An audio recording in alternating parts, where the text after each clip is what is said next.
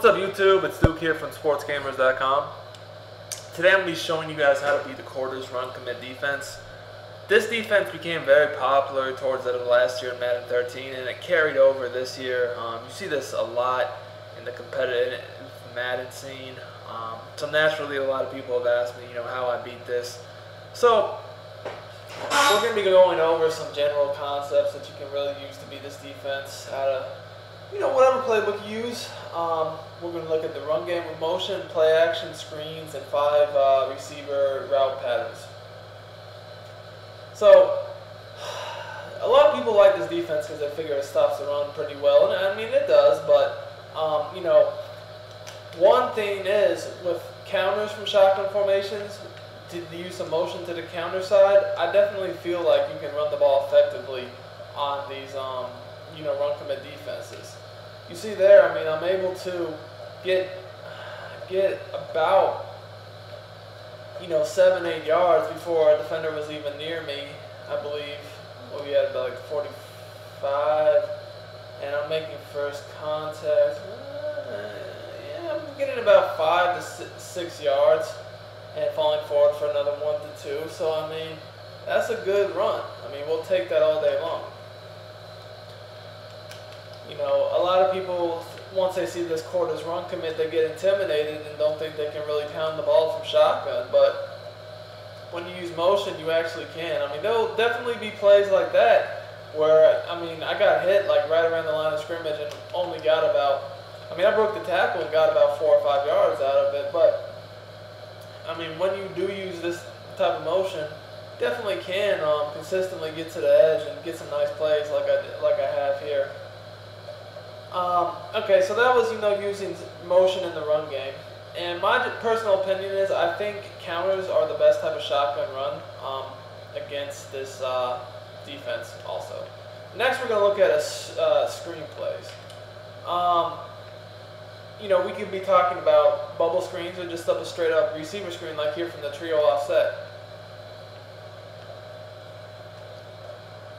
The thing with this run commit is since they're backed up and they're run committing, the defense will not react, to these screens. So we can pretty much just bullet it out there. We got the one guy blocked on the edge, and then, we can make one guy miss and get some big yardage out of it. Because, like I say, they're backed up and they're run committing, they're not going to react to this. I personally prefer this from trip sets, so you have 2 blockers out in front of you. Screen plays work from all sorts of different formations. You just got to find ones that are effective for you in your playbook.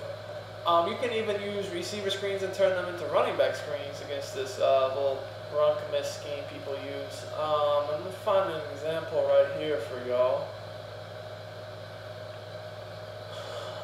Something like this. Okay, let's look at this.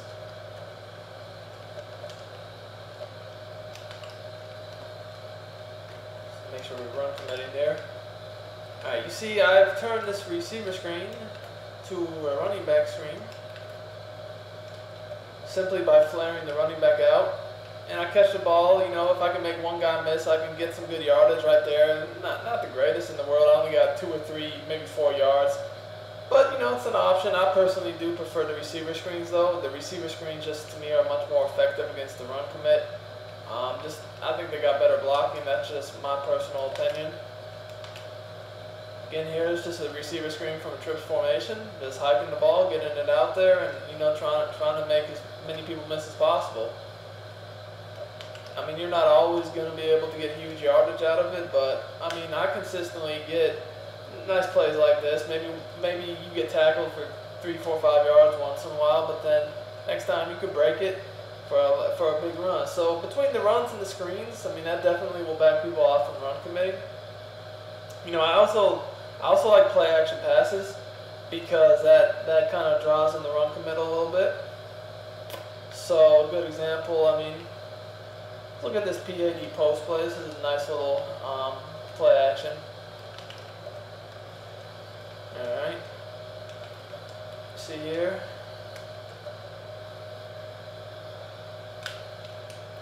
You can see that the play action really, impacts the zone defenders, especially their run committing on top of that.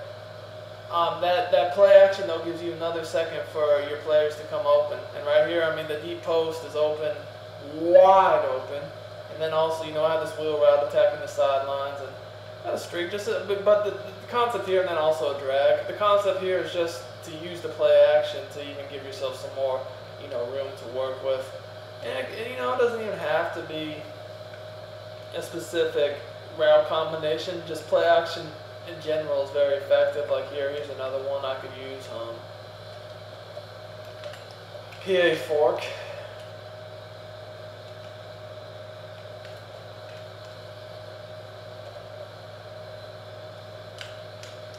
I just made my reads again. I mean, but the thing you're seeing here is the play action definitely gives you more holes to work with in this run commit style defense. Most people like to run commit from the cover 2 or the 2-man under backed up, and with backup coverage so that they do not really worry about getting beat deep. Now the last thing we're going to look at is how to beat it with just having like route combinations with 5 players all running routes. So we're going to look at one of the play I like that's going to have 5 guys on routes is this U-corner play from the Ace Twins. How I like to set it up is to put the running back on a wheel route, smart route this corner out to the tight end on the left, put Crabtree on a slant, motion Crabtree in a step or two and snap the ball. Now, I just made my reads there. Now the one thing is I did forget to run commit. That's my bad, I'll do it again. I'll do it from both the man and the zone. This is the man right here. Alright, so at this point, I mean, it's just all about making your read. Got a corner out's going to be really good against man coverage, obviously, but the thing here is everyone's a threat on the route. When people run commit, like if you block the running back, it actually makes them easier. It makes it easier for them to cover everything. But if you have everyone going on a route, you're going to have more options. Right here, you see literally everybody's coming open except for the running back on the wheel route.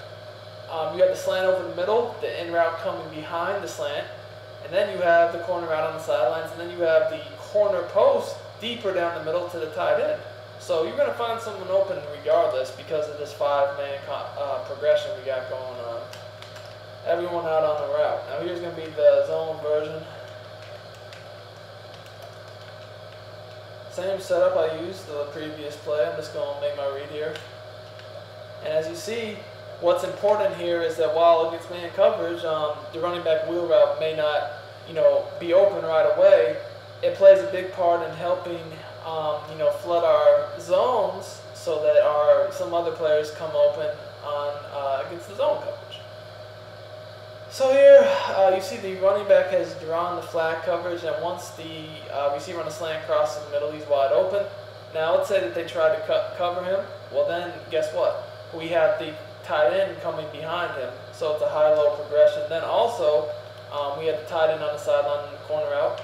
And then again, we also have the receiver trailing across the middle on the in route.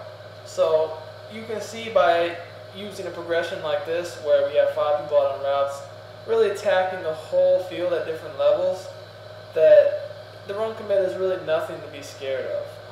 Yeah, it can get glitchy from time to time and get quick pressure or hit you on the backfield on runs, but if you know the proper ways to attack it, it shouldn't really give you any problems. So thanks for watching, guys. Be sure to like and subscribe, and check out sportsgamers.com for more of the best Madden 25 tips on the planet.